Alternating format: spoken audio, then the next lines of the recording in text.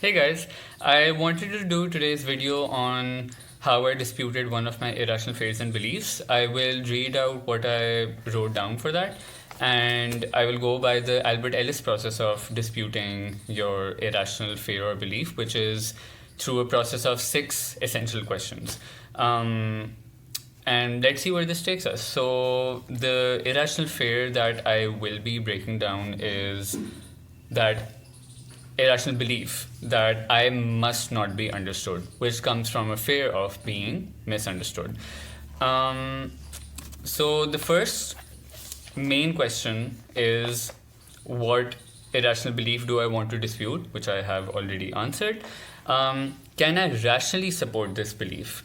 No, I don't think I can rationally support this. Yeah, I don't think I can. Question number 3, which is an extension of what I just said in question number 2.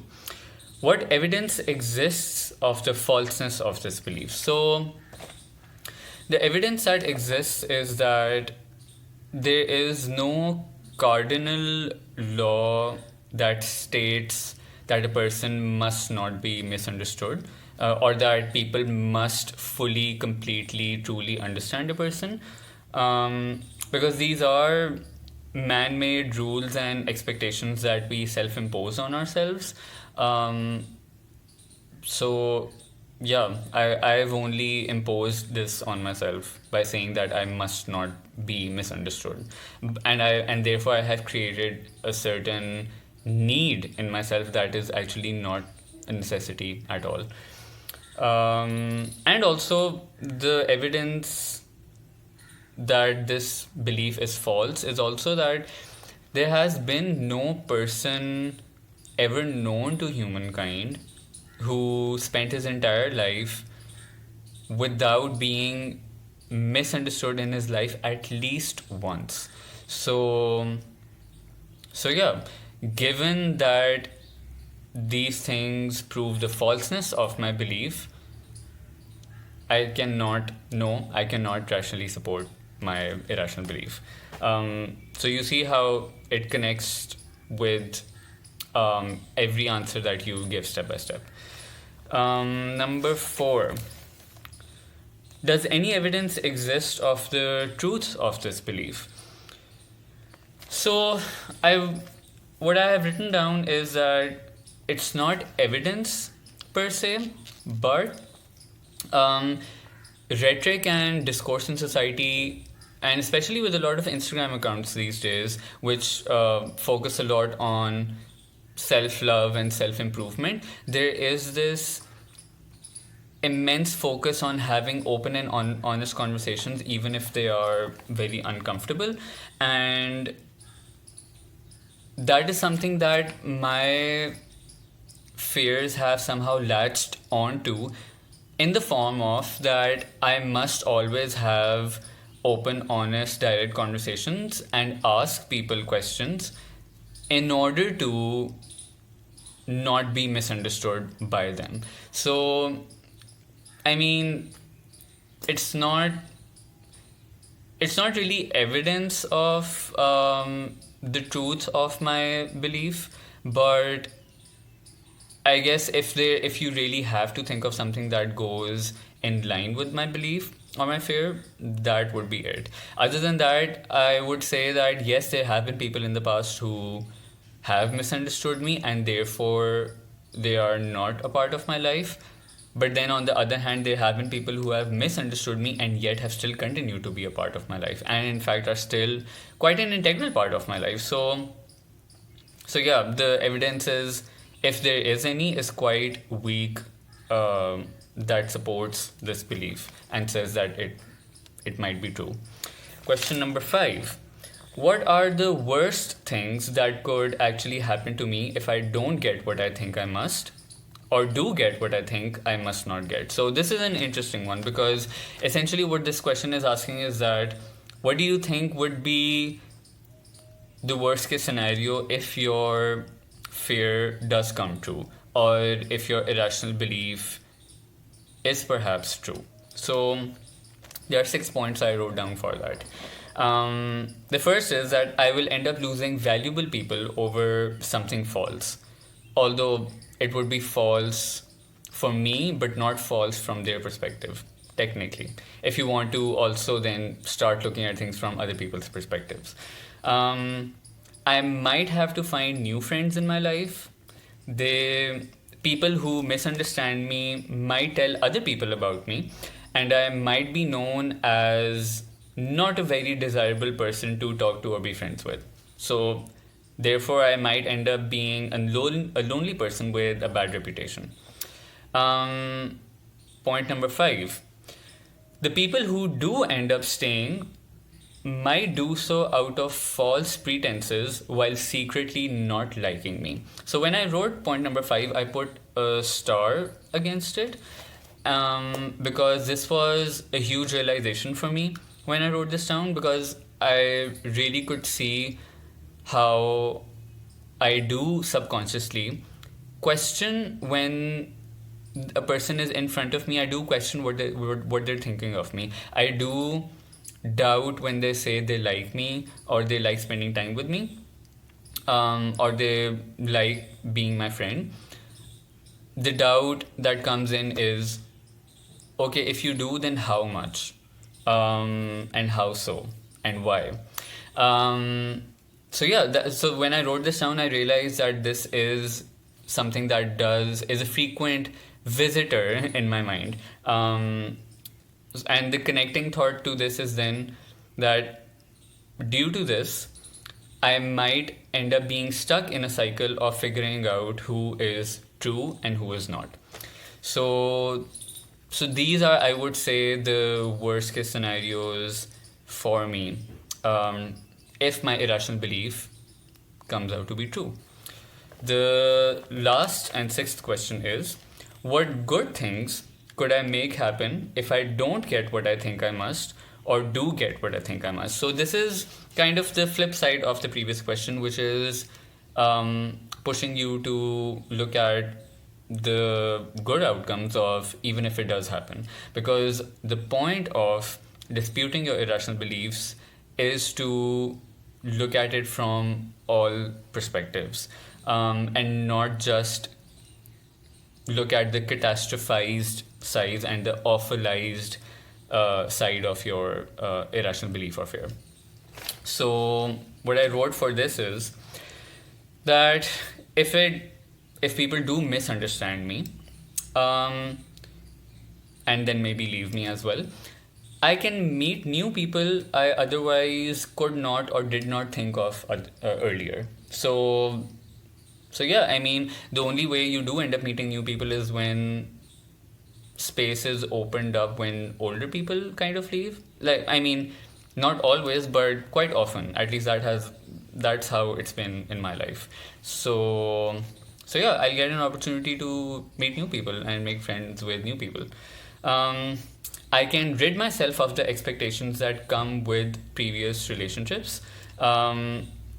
And therefore, what that can do is that I can start afresh and work on unconditional self-acceptance even more. So when I will not be imposing those expectations on myself that I did previously, with those previous friendships that are potentially lost now, I can use the subsequent and the consequent time to work on myself and work towards unconditional self-acceptance, which means that I can use that opportunity to be at peace with whatever kind of person I am, or whatever things I have done, or whatever things I've said, or whatever has happened in my life in the past. I can work towards being at peace with that rather than making myself chronically anxious about it. So yeah, good. It would be a good way, an opportunity that really pushes me towards that edge, that I otherwise perhaps wasn't doing myself. Because sometimes circumstances in life, like you can use those to your own advantage, to build a more constructive, better life from there on out. Who knows? Point number 3. Okay, this was a kind of a fun one for me. So I can write a book about my experience and finally fulfill my dream of being an author. Because it would make for a good story. I've always wanted to be a writer. Always wanted to write a book. So this entire experience would give me something interesting to talk about, at the very least. So, yeah. Point number 4. I can still continue to live other aspects of my life in the same way I used to. That is stuff like going to work, going out generally, eating good food, reading books, traveling, hooking up, dancing, going to concerts, stuff like that. So there are still many things that, despite whatever has happened in my life, I can still enjoy.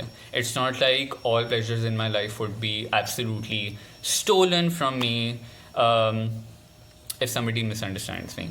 Um, in fact, not having people in my life will open up a lot of free time for me to focus on passions and skills that I otherwise don't get enough time for. I can even learn a new language. So yeah, I've always wanted to learn a new language. In fact, these days I'm learning French, but I don't get to spend too much time on that because yeah, I'm doing so many other things in life. So, but when I'll have less people in my life, I'll have more time to devote to things like doing art and doing theater and learning a new language. So that, I mean, my schedule will open up. So that's a good thing. And the last thing I've written is I can at least have a therapist who I can pay and talk to about my problems. So, I mean, there will be someone I can talk to at the very least. So yeah, this was my dispute. It might not be 100% perfect. And there might be some things that do resonate with you and some things that might not resonate with you. It depends from person to person and what their goals and what they want in life. But so all the fears that you dispute, you might end up having very similar answers to them when you start writing them down. So for instance, my fear of being misunderstood ties in with my fear of abandonment. So if I start to dispute my belief that I must not be abandoned, there will be a lot of matching answers. So do not think that, oh, then every belief has the same answer, so like why should I continue to dispute? No, first of all, it's important to go through the entire dispute to really see through that belief. Number 2, use this as a way of viewing this entire web of your fears that are interconnected with one another. So if I dispute my belief that I must not be abandoned, yes, many answers might be similar, but then there will also be some answers that are slightly more nuanced or slightly more different or bring a slightly different angle to the entire perspective. So it is still important to do that. Number 3, all these fears that are connected to one another, they all boil down to 2 or 3 core fears.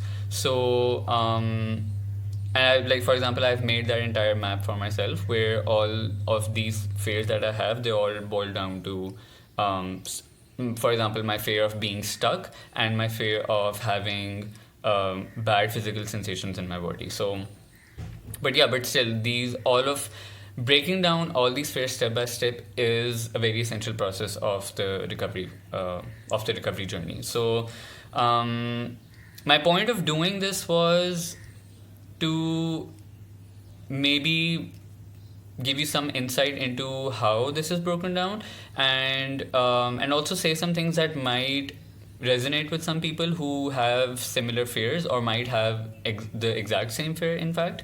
And yeah, sorry, one more thing. When you dispute your beliefs, also remember that when you write them out, you might not be able to perfectly dispute them in the first go. You might have to do several tries because these are beliefs that have been long ingrained in you since forever. And secondly, because they are long ingrained, you might not immediately start to believe what you have written down. So there are some things over here that I have written that I do believe, but then there are some things that I logically understand and I logically know, but I don't fully believe them right now. But slowly, as I'm working on my recovery process, I am working towards accepting them. And so be compassionate with yourself, be patient with the process.